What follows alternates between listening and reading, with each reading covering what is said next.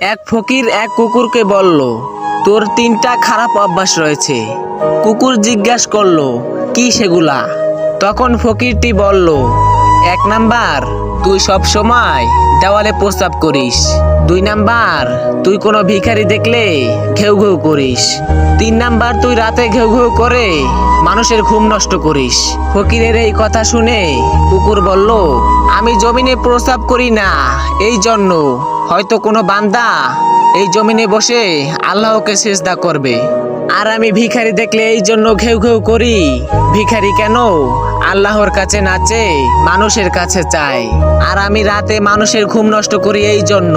মানুষ গুনাহ করে আরামে ঘুমালে আল্লাহর কাছে মাপ চাইবে কখন? একটাবার চিন্তা করে দেখেন, যেই কুকুরকে আমরা দূর দূর করে তাড়িয়ে দেই, সেই কুকুরও আমাদের নিয়ে ভাবে, আল্লাহকে ভয় পায়, কিন্তু আমরা মানুষরা সেটা পাই না।